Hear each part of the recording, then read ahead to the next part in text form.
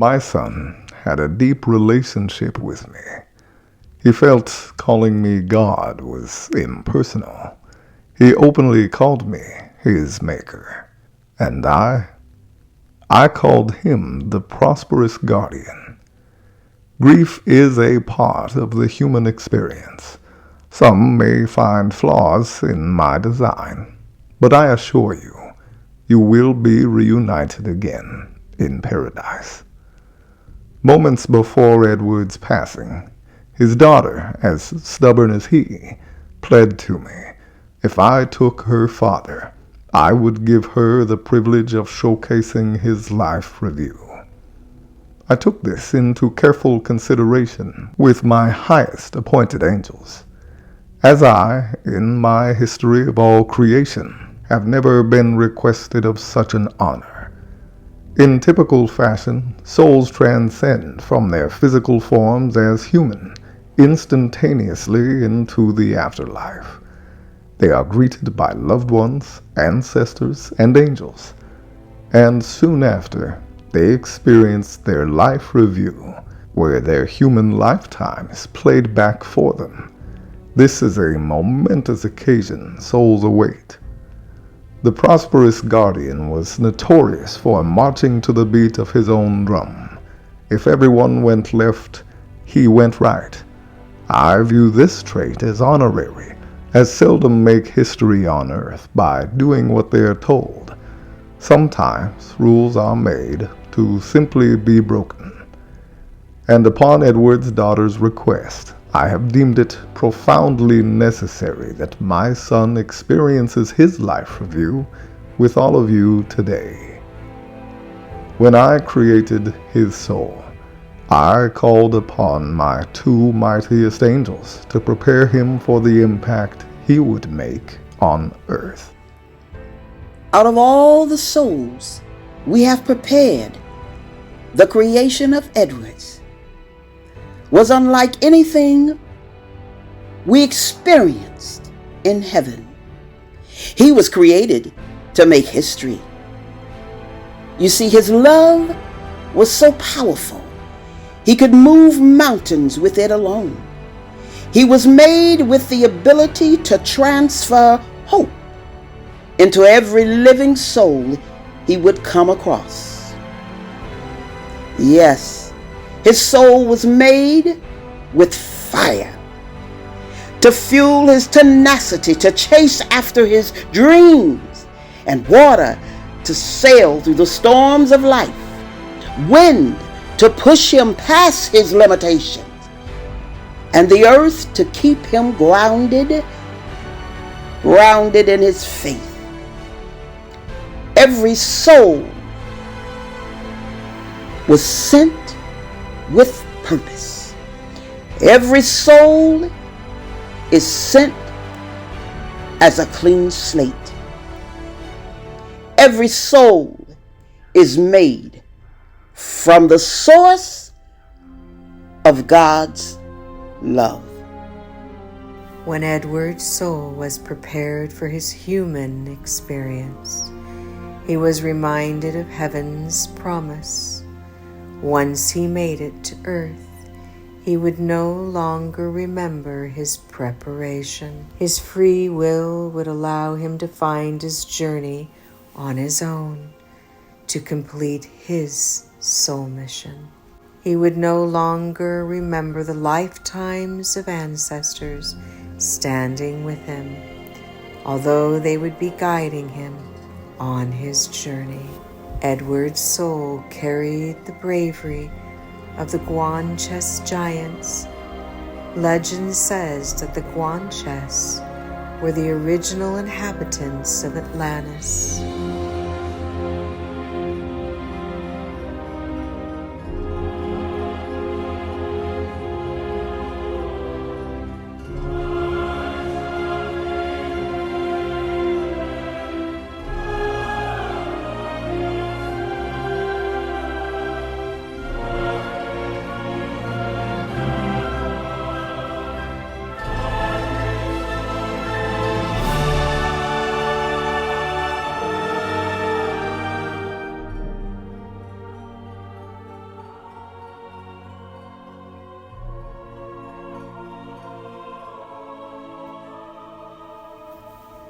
Edward's soul carried the fury of a dragon,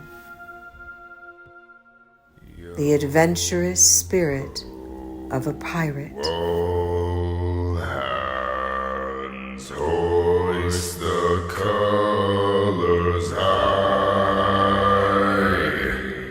Heave ho, thieves and beggars, never shall we die. And the heritage and stamina of the most hardy Viking.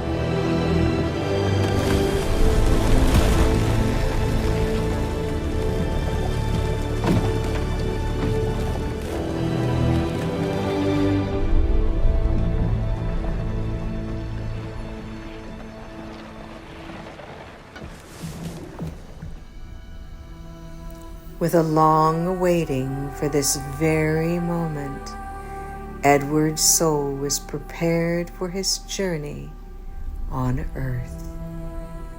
He was guided to a beautiful body of water, and upon entering, his soul would be transferred into his mother's womb.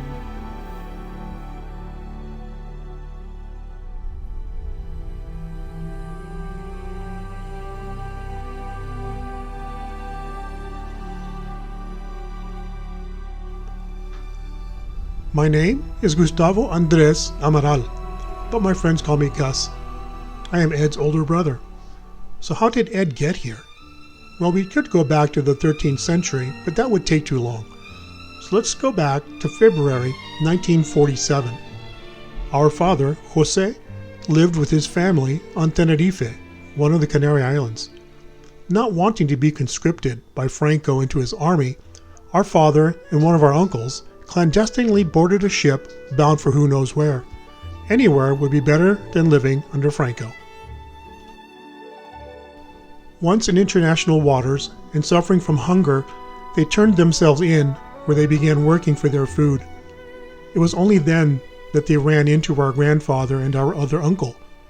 Apparently this was not a novel plan, but neither of them knew of the other's plans. So there they were, all four Amaral men, traveling across the Atlantic on a Dutch ship. Little did they know that the ship was headed to Argentina. The ship arrived in Buenos Aires in late February, where they were turned over to the authorities to be processed for deportation back to Spain. The fear of being returned to Spain and the sadness of failing was beyond what they had imagined. The president of Argentina was Juan Perón, and he had just heard of this family's plight. Not wanting to waste a political opportunity, he saw these poor Spaniards leaving Spain for a better life in Argentina as too good a moment to pass up. The front pages of the morning papers all read, "By the authority of Juan Perón, you are all free." Our father, shedding tears of joy, only then realized the date. It was February 27th, 1947, and it was his 20th birthday. A number of years later, our father was living in Buenos Aires and had become a projectionist by trade. He was passing by a local church one evening when he heard someone playing a piano inside. He peeked in to see who was playing so wonderfully, and there she was in all her beauty. Her name was Nancy Morgan, a product of Welsh immigration to Argentina in the late 1800s, whose father was a rancher in northern Argentina. Try as he might, our father could not win her over. After all, who would want to be seen with a Spaniard? But as those of you who knew our father would attest, stubborn was his middle name. So she finally relented and agreed to see him with the intent of quickly dumping him. But Jose was cunning and charming, and soon he had won her over, and on July 1st, 1960, they were married. By August 1961, I was born into the family there in Buenos Aires. Not too long after I was born, our parents, wanting more for their family, began the process of immigrating to the United States. It was tedious, and there were a few rules to the process. Being members of a Christian church that was part of the Disciples of Christ gave them access to missionaries around the globe. A church in Athens, Georgia, also a part of the Disciples of Christ, heard about this family in Argentina, wanting a better life in America, and excitedly volunteered to be their U.S. sponsor. They even set up a job for our father. So with a sponsor in the U.S., a job lined up, and cash deposited in a U.S. bank, their application to immigrate to the U.S. was approved, and they now had their U.S. visa in hand. So off they went. Oh yeah, Mom was pregnant with Ed. Arriving in Georgia was a bit tough. Imagine, if you will, a Spanish-speaking Latin family arriving in the Deep South in 1964, a young couple in a strange land, one kid and another on the way, and a language barrier. Our parents would forcibly speak English to better assimilate into the new land and culture. They attended the church that sponsored them, and my dad worked. Not as a projectionist, but pressing pants. It was May 28th, 1964, and Ed's arrival day was here. He was born there in Athens, Georgia, at a time when minimum wage was $1.65. Gas at $0.25 per gallon was cheaper than a loaf of bread at 30 cents. A new Ford Mustang was $2,300, and it cost a nickel to mail a letter.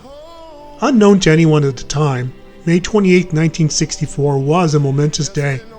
Edward Michael Amaral was born, and he was going to make sure that you knew he was in this world.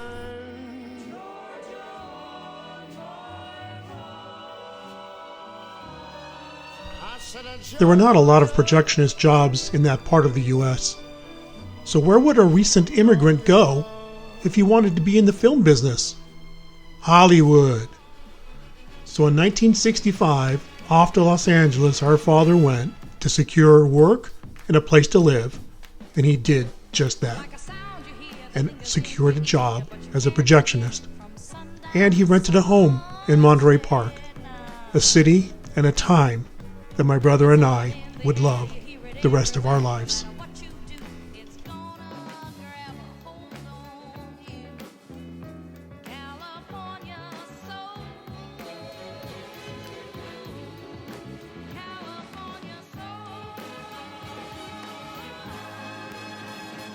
With a new job in hand and a new home, Dad sent for us.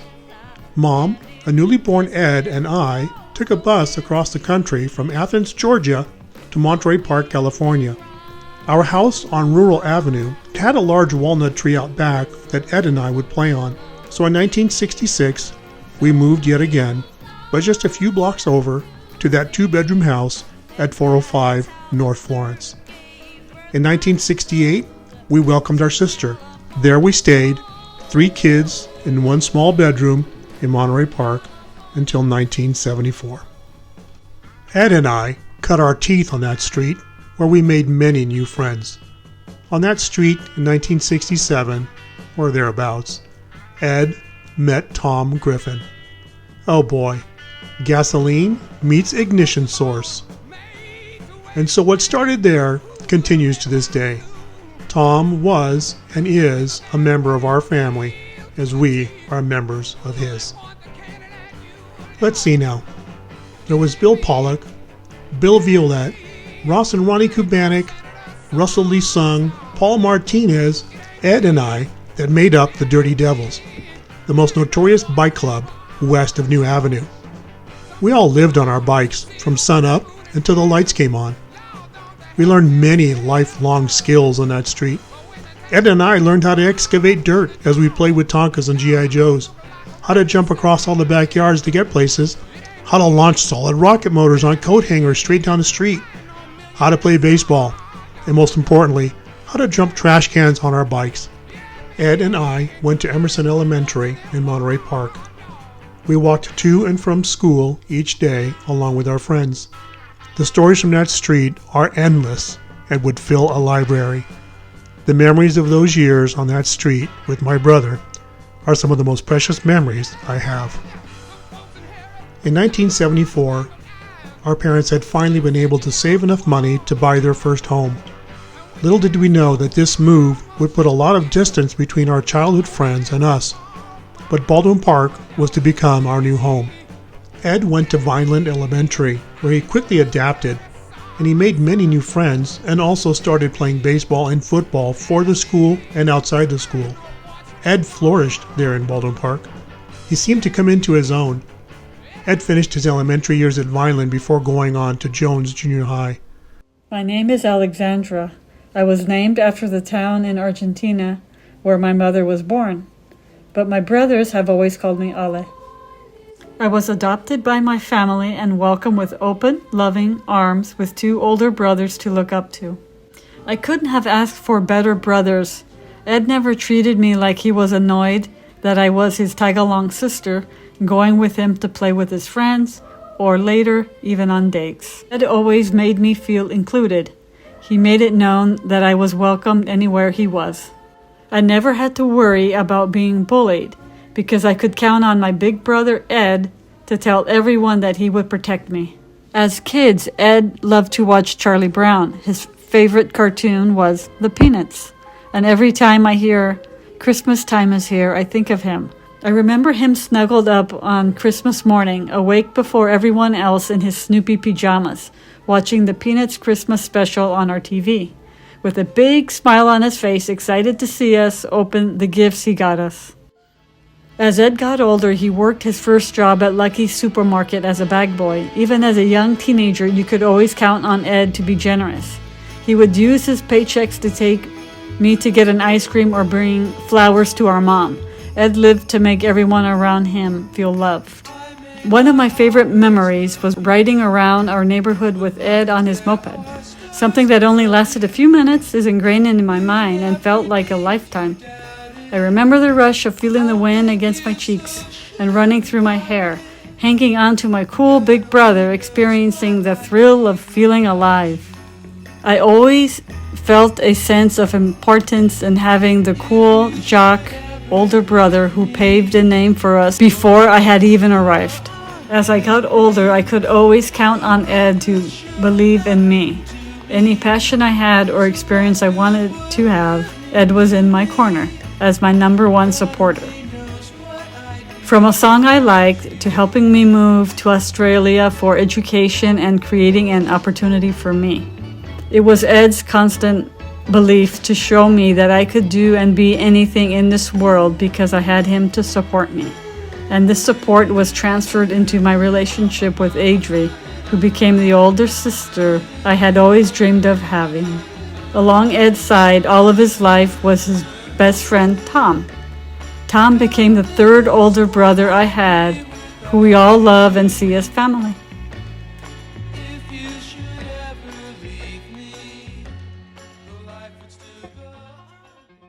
Ed and I were two peas in a pod, like Starsky and Hutch or Dukes of Hazzard. Emphasis on hazard. Ed moving to Baldwin Park, or me going to school in Oregon, never changed our bond of friendship.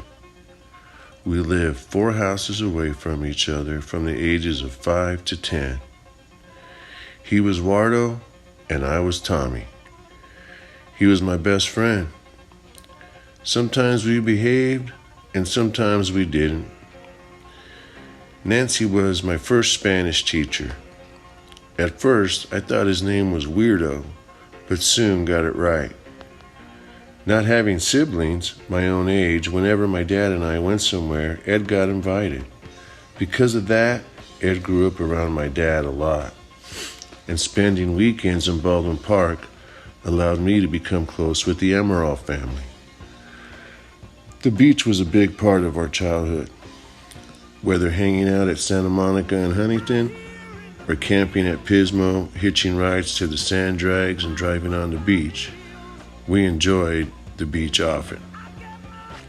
When the Amarals moved to Baldwin Park, he was no longer Wardo. He became Ed. Eventually, I became Tom, except to Jose and Nancy. I was Tommy for a long time with them.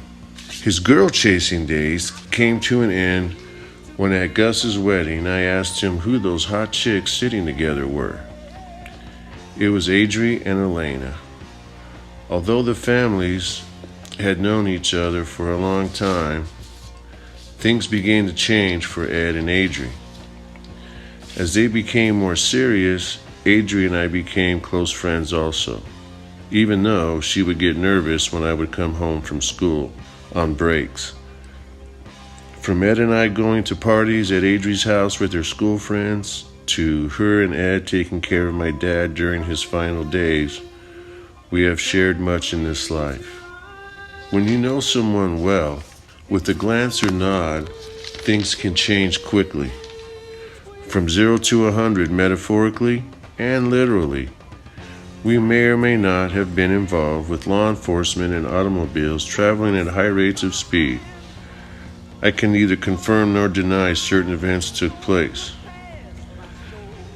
Over time, some things change and some stuff stays the same. When I visited Ed in April, we ended up driving fast, listening to music. No cops this time, no thank God. In May, Lavanya and I visited and went to dinner at a pizza joint with Ed, Julie, and Trevor. Ed ended up getting bit by a pit bull in the restaurant. Julie and Lavanya were concerned and worried. Back at the hotel, Ed and I were laughing about it, while he stopped the bleeding with a hotel towel.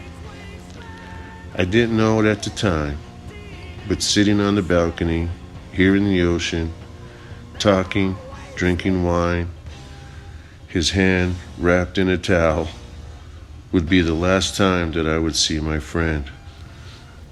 From losing our parents, to having kids, to becoming grandparents, our families have been intertwined for over 50 years. It all started with two boys in Monterey Park making friends on the sidewalk. That was almost 55 years ago. I love and miss you, my friend, my brother.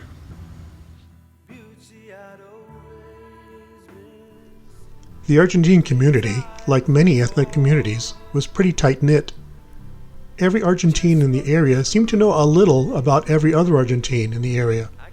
Sometime around 1980, word got around that an Argentine family in San Dimas was looking for eligible young men to participate in some young lady's quinceañera. Our mom caught wind of that and quickly volunteered Ed. Soon, Ed was over visiting a certain house in San Dimas where he'd meet a certain girl that would change his life forever. Ed showed up, long hair, probably wearing his OP shirt and shorts, and probably sporting puka shells. I'm sure Mike Oddo was as calm and cool as he always looked on the outside. But what was he actually thinking on the inside? After high school, Ed divided his time between going to Calvary Chapel in West Covina and figuring out what he wanted to do with his life. And of course, visiting with Adri as often as he could. He still had his Honda CB650, which I would trade for my car as often as I could. And he'd ride that bike everywhere. Visiting Tom in Monterey Park to riding around with Mark Garcia in Westwood. Ask Pastor Mark about that. The distance between Baldwin Park and Monterey Park did little to quench the friendship between Ed and Tom over the years. It actually seemed to make it stronger, and that motorcycle just closed the gap. Ed landed an entry-level job with a pipeline company. What's entry-level? Ditch digger.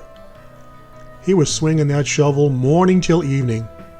He was earning more money than ever, getting ripped in the process, and buying nicer cars. A year or so later, he decided to attend LA Trade Tech, where he learned the art of hanging wallpaper. Yes, that was once a thing. Once he graduated, he began one of his many sole proprietorships. He was hanging paper in high-end homes all over Los Angeles and making even more money. Ed and Adri continued to be friends for years and years. And still I recall that crazy chick in that fast Volvo coming over to my mom's house. Then one day, being just friends was just not enough.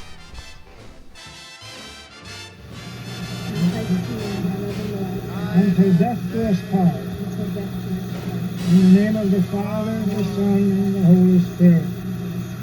Amen. I met Ed at my friend's quinceañera. There was a shortage of boys, and my mom's friend, the Foglias, knew of 2 Argentinian candidates. One boy said yes, and the other said no. At the first practice, I was told to look for these Argentinian boys. I looked and I looked, but I couldn't figure out who they were. I couldn't remember their names. I thought one might be named George, but there was no George. There was a surfer dude with long blonde hair, cut-off OP shorts, Vans, and a cut-off tank top. He was sitting on the stage with his legs dangling down, his arms crossed, observing everybody. I passed him about 3 times, thinking he can't be it, until I finally asked him, "Hey, is your name George?" And he said, "No, it's Ed." And I asked, "Are you from Argentina by any chance?" And he said, "My parents are." And I said, "Oh, okay, so you are it." Time passed, and Ed and I became friends right away. Our friendship grew and grew over the course of 7 years, until one day we just got tired of driving to each other's homes, and we didn't want to be apart. And yes, the stories are true. There were a lot of cat fights and a lot of girl drama at Baldwin Park High because of Ed. Well, legend has it that some girl ended up in the hospital over one of these cat fights. Anyways, yes, he was kind of cute, I suppose, and the girls were chasing him and fighting over him. But then again, I came along and put an end to all of that nonsense. Yes, I did marry the prom king. He was prom king on his senior year. And I'm actually friends with a lot of his ex-girlfriends now, so all is well, and all is fair in love and war. One fine evening after having a nice dinner, Ed proposed to me by the waterfalls at the Disneyland Resort. He said, "I don't want us to be apart. I want to do everything together, and I want to go everywhere together." We had a spectacular wedding in 1988 in the city of Arcadia, California. People that attended still talk about this wedding. I suppose it was very influenced by the Princess Diana wedding to Prince Charles at the time. It was also 1988. Yes, we had doves, peacocks, a horse-drawn carriage, the works. But to me, the reason I married Ed was not so much about the wedding or the marriage or raising a family. It was because I saw he had a heart to serve God, and he was kind to everyone that he met. Yes, he was ambitious, creative, and a hard worker. Ed was always open to learning new things. He learned many things from my dad and also on his own. We both got involved in many projects over the years, together and apart. While I worked at Argentina Airlines, he learned all about sales with my dad, Mike Oddo. While I worked for Disney as a concierge, he was teaching himself how to build computers. Ed started a construction company, then a real estate brokerage, while I was raising the kids in Huntington Beach and working as a concierge. We lived in Huntington Beach, Newport, and then Corona Del Mar, where our 3 kids, Ethan, Meghan, and Julianne, experienced summer bonfires, sunsets at the beach as a family, bike rides on our beach cruisers, and created many happy memories together. Ed and I originally had a friendship. We got married, but I always considered Ed like my best friend, and also a like-minded person in many ways. One of our traits that I admired most about Ed was his ability to love people. Ed was a loving son to his mother, Nancy, and a very thoughtful older brother to Ale. In my 3 children, I see a lot of Ed. In Ethan, I see Ed's warm nature, sales skills, and being a good father to London. In Meghan, I see his passion, tenacity, entrepreneurial skills, and creativity. In Julianne, besides looking the most like her dad, they both had a love for nature, animals, and having a positive outlook on life.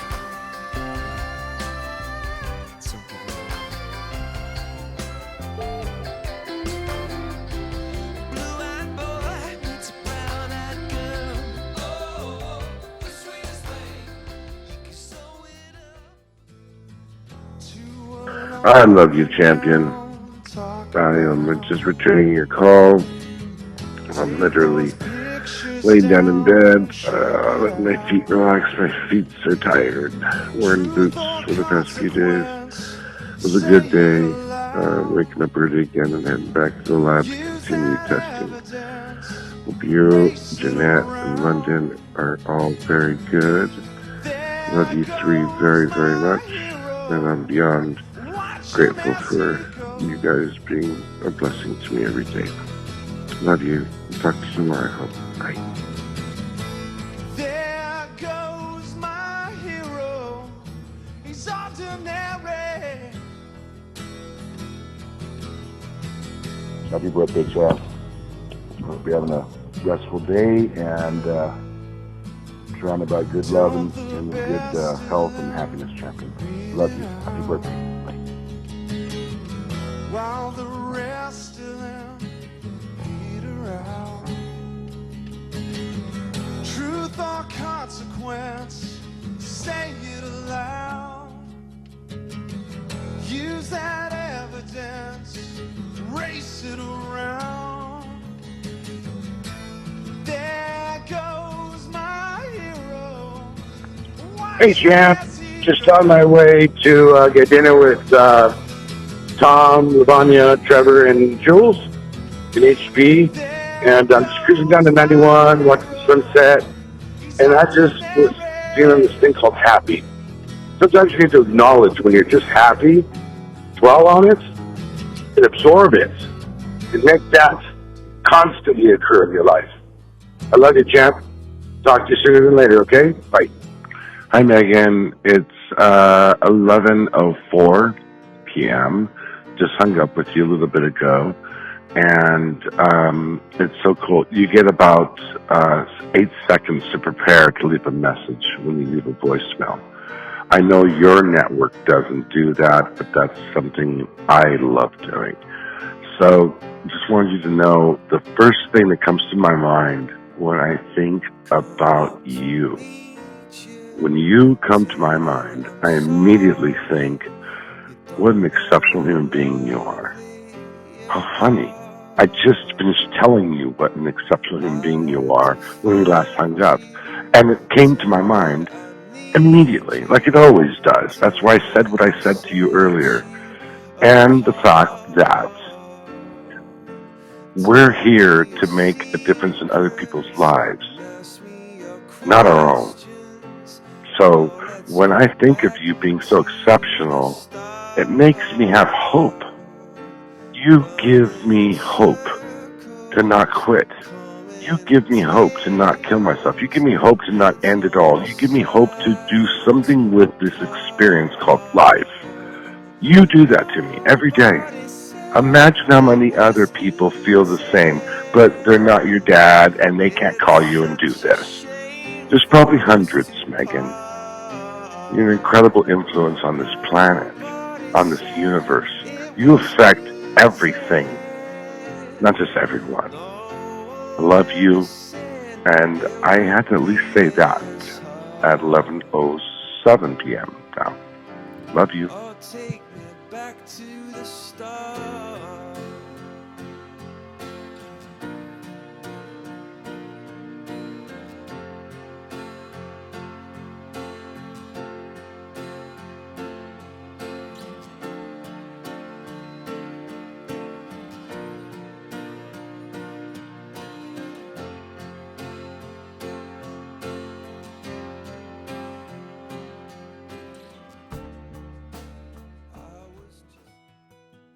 Hi, Jules. About 10:35 on Friday night. Hope you had a great night at work and are relaxing soon, hopefully. About 10:05, 10:35, excuse me. Love you, miss you, and just love you and miss you. Oh, and I forgot to tell you, I love you and I miss you very much. Bye. Brushed my teeth and combed my hair. Had to drive me everywhere. I'm sure none of your friends leave you voicemails, so I have to be unique in all regards. Exceptional, hopefully. But I miss you. I just had to call to tell you I miss you. I was thinking about you, and damn it, I just love you and miss you. I miss you all the time. 10 o'clock. I hope you had a good day at work, and call me if you'd like, okay? I'm watching a new series on soap today. It's looking out great. Enjoying it. I miss you. Bye. Caterpillar in the tree. How you wonder who you'll be. Can't go far, but you can always dream. Wish you may and wish you might. Don't you worry, hold on tight. I promise you there will come a day. Butterfly, fly away.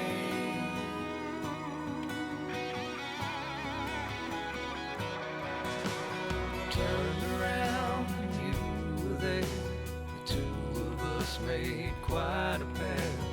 Daddy's little girl was here at last.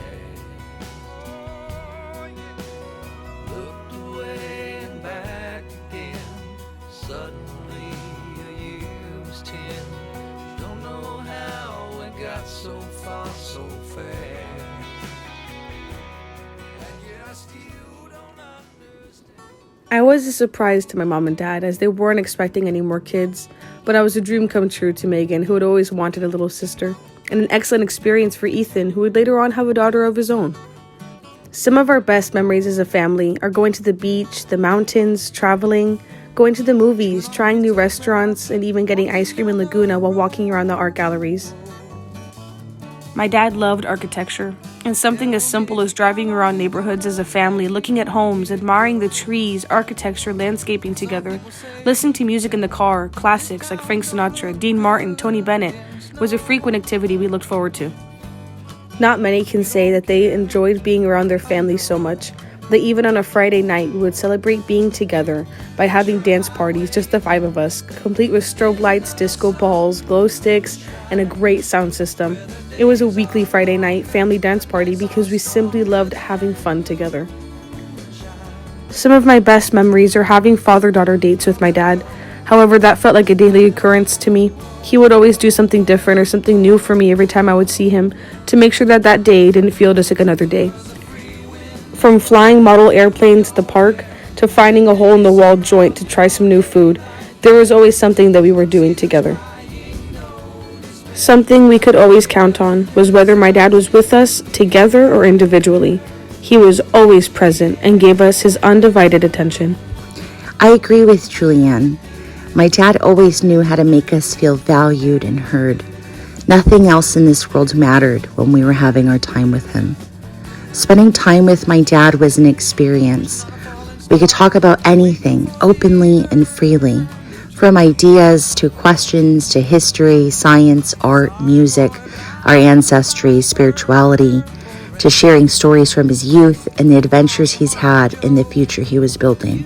As a family, we loved riding our beach cruisers down the boardwalk, having bonfires and roasting s'mores, enjoying sunset. My dad would walk us to the shore and encourage us to close our eyes and feel the experience of the water kissing our toes and breathing in the ocean air deeply just to hear the waves crash. He taught us how to ride a bike, how to skateboard, and how to drive. But most importantly, he taught us how to be ourselves and how to be kind to everyone we meet. My dad would celebrate our achievements so loudly that he made it known he was proud of us, no matter what it was. My dad unexpectedly showed up for my first skydive just to watch me. And when I landed, he was so excited for me, you would have thought that he was the one who did the jump. Most dads encourage their kids to put on their seatbelt and drive safe, where our dad encouraged us to floor it, to put the windows down, to feel the wind blowing through our hair with our music blaring, to simply feel alive. And while many wouldn't understand, if we had any choice of a dad to have, the three of us would still choose him, because we never felt a lack of love. We were celebrated each day for simply being his children, and what we know now is what an honor that was. An honor I now get to experience for myself as a father. Enjoying my daughter, watching her grow, reading her bedtime stories, watching her mind works just like my dad did with the three of us. My dad was an exceptional salesman, something he learned from his father-in-law, Mike Oddo. My dad was a licensed general contractor, rebuilding homes after a fire or a flood. He started his own real estate brokerage. He knew how to build or fix anything you can name. He was an innovative and inventive, which led him to ARC Industries. He was also looking for unique opportunities and ways to make things better, even finding the answer to end drought across the globe. My father had the tendency to pursue his passions and show us what it means to have a hard work ethic and drive. Our dad's father, Grandpapa, surprised him with a Suzuki dirt bike one year with a big red bow in their garage. This was the tradition my dad passed on to me when I was 16. My dad and I loved working on cars together, restoring, building, and fixing things around the house, which is a handy tool I still use to this day. In our dad's later years, he developed a passion for cooking. We could always count on my dad to want to share his new dish he had made. Nothing gave our dad more joy than feeding us and appreciating a savory dinner that he prepared. While my sisters and I have many gourmet meals at 5-star restaurants, our dad's homemade chili was made with so much love, it always tasted best to us. I never saw my father enjoy anything more than being a grandfather, or as a London would call him, Papa.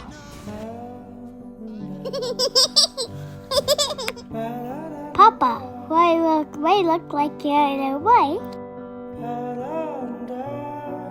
Papa, are you been to the moon before? You like to go to the moon with me?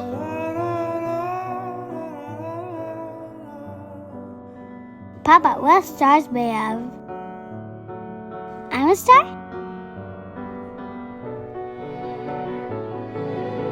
Papa, how many drops in the ocean?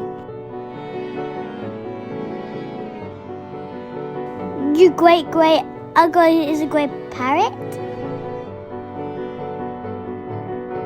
You see a mermaid? You've been on an adventure? Papa, you built me a dollhouse?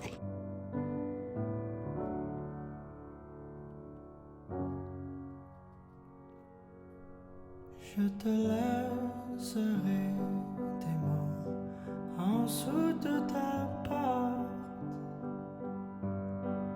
en dessous de la mur qui chante, tout près de la place où tes pieds passent, caché dans les trous dans ton divan.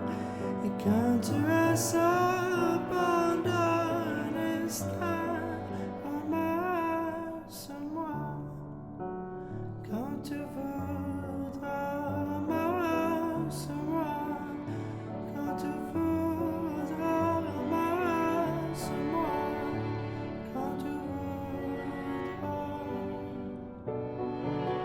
Papa, what's your mother and mommy like? Papa, you tell me about my day at school? Papa, you may be a big time story? I'm your favorite granddaughter? And I just really have wings, yes or no? Papa, what does God look like? I love you, Papa.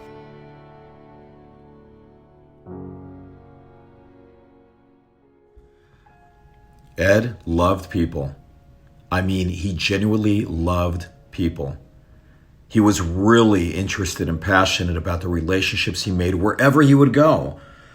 One of Ed's many gifts was his ability to communicate, to engage in a deep and profound conversation about the origin of the universe and the beauty of God's creation, to how cool Neil Peart's drum solos are in a particular song by Rush. I recall when he was the president of a very successful fire restoration business, he would spend hours and hours encouraging the guys. From the cleaning crew to the project manager, everybody was treated the same, with love, dignity, and respect. He really enjoyed people's company, and so many times he extended his hand to help and present opportunities to guys down on their luck, or who just needed a chance, guys that nobody else would hire. He was a dear friend to so many, never focusing on the status of the individual, but rather the heart and soul of the person. Ed was the dad that every teenage friend of the kids would gravitate to, always giving encouraging life advice, talking about cars, music, video games, movies. They adored Ed. Also, Ed adored his mother-in-law, Elena. She was always like a second mother to him. He would always say, "Elena, she's more than my mother-in-law. She's my friend."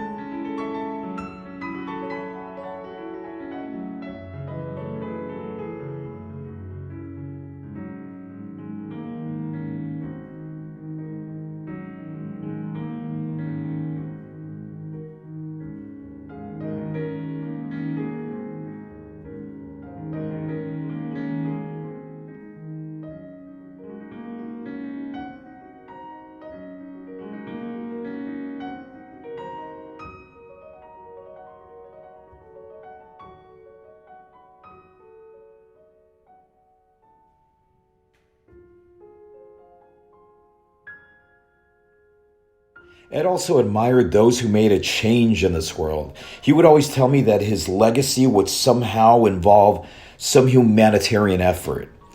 Years later, he shared his idea with me of extracting water from the atmosphere, and with his brother, Arc Industries was born.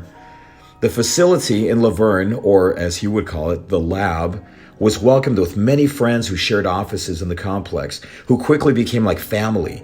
These men would visit with Ed, admiring the profound impact he was making, from sharing about Arc Industries and his hope and the intention to make a positive change in the world, to sharing music, a cup of coffee, or just lending them a tool. The lab was filled with advice, laughter, a place to vent, or a shoulder to cry on. Ed was always there, open to anyone who needed him. He was a hero to these guys, and to the family, and to so many.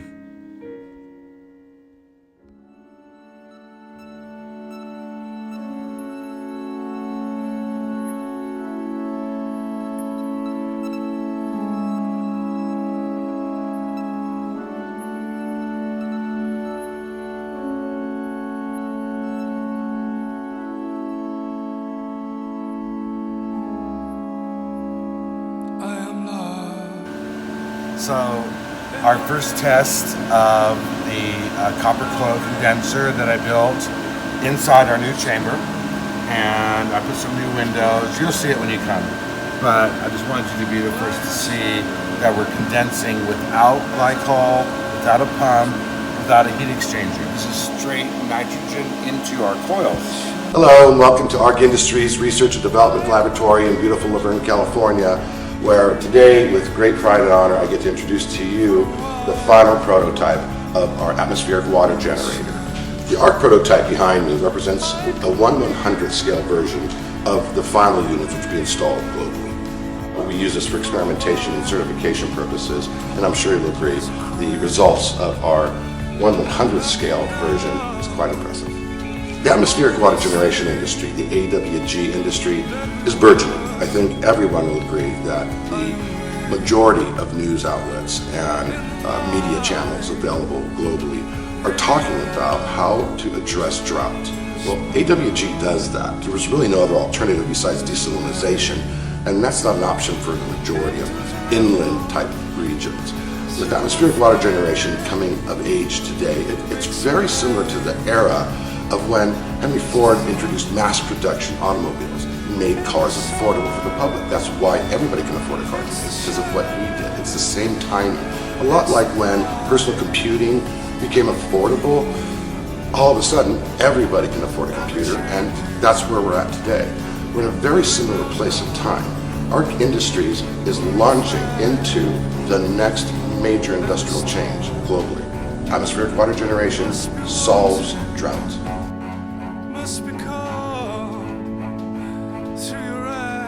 Since 2015, ARC has built over 20 prototypes until we finally got to this final design. Probably one of the most exciting things about the recent developments of our prototype is that we are now operating 100% on nitrogen gas. That is liquid nitrogen in a tank right next to me. The liquid evaporates at a very high rate and then is captured in this tube. The gas is captured in the tube and transferred across the coils behind us, where we make the water. One of the most incredible things is that the gas at that velocity is propelling a cryogenic turbine generator, which we spin to charge our onboard batteries, just like the wall batteries that are offered by Tesla and so many. We're very excited to say that our units, our finished units, will be installed globally to be independent. We're so excited about the next steps in ARC's development, which is market entry. With units entering the marketplace, we will begin to change the world. I'd like to do that together with you, and I invite you to learn more about how we're going to create history globally. We're ultimately going to be an extremely efficient, not just effective, solution for life. I am lost.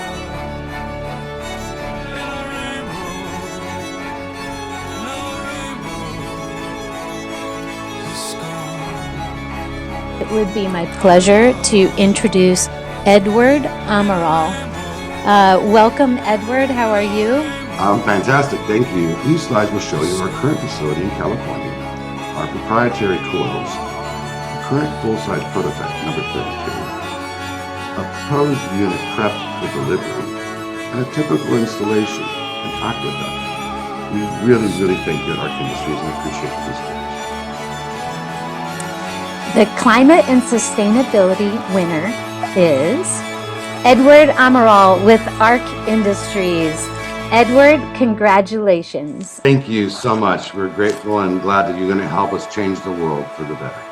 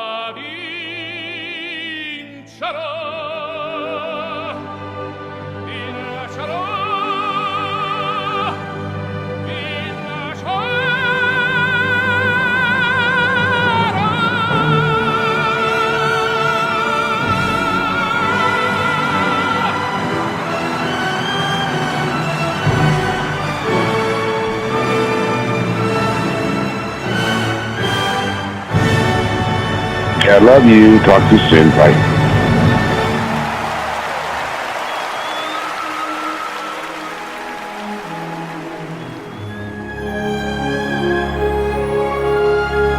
Welcome home, Prosperous Guardian.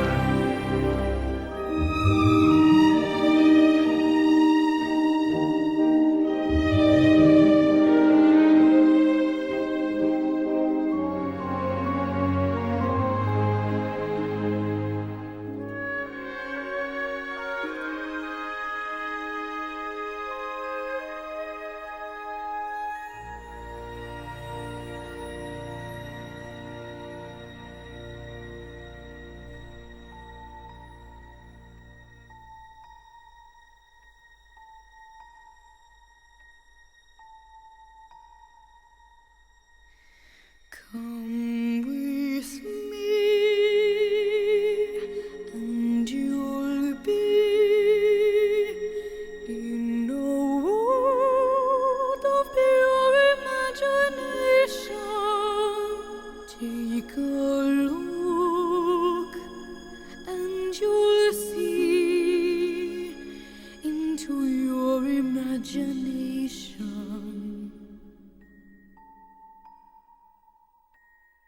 We